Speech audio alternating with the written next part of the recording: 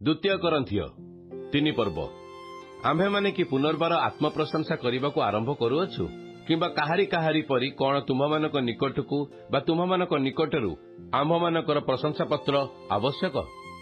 तुम्हेमाने तो आम्भमानक हृदय लिखित एवं समस्त लोकंक ज्ञात और पठित आम्भमानक पत्र स्वरूप पुणी तुम्हेमाने जे आम्भमानक सेवारे लिखित ख्रीष्टंक पत्र स्वरूप यह प्रकाश पाउअछि ताहा कालीरे लिखित नुहे मात्र जीवंत ईश्वरक आत्मा द्वारा लिखित प्रस्तर फलकरे नुहे मात्र मांसमय हृदय रूप फलकरे आ ख्रीष्टंक द्वारा ईश्वरक उपर निर्भर रखी आम्भमानकर एही प्रकार विश्वास अछि।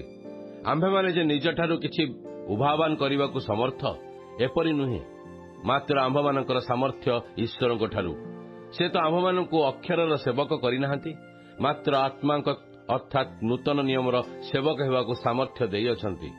कारण अक्षर मृत्युदायक मात्र आत्मा जीवनदायक। आउ जदि अक्षर रे प्रस्तर उपर खोदित मृत्युदायक व्यवस्थार सेवा कार्य एपरि गौरवरे प्रकाशित होइथिला जे इस्राएल संतान माने मूसांक मुखर क्षणस्थायी तेज सकाशे ताहांक मुख प्रति स्थिर दृष्टि चाहि पारिले नाही।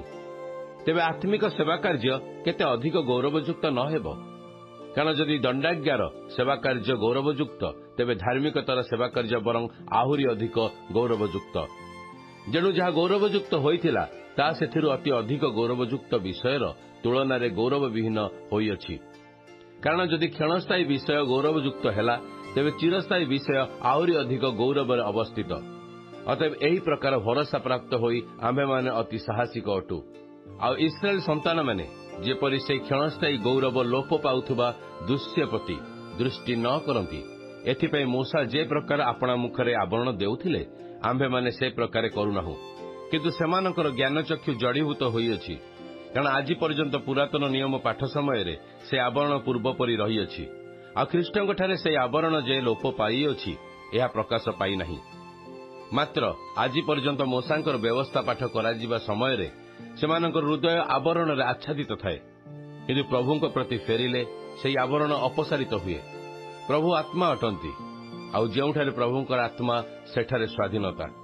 किंतु आम्भे माने समस्ते आच्छादित मुखरे दर्पण रे देखिबा परी प्रभुंक गौरव देखु देखु गौरवयुक्त अवस्थारू अधिक गौरवयुक्त अवस्था प्राप्त होई ताहांकर से मूर्ति रे परिवर्तित हेउअछु।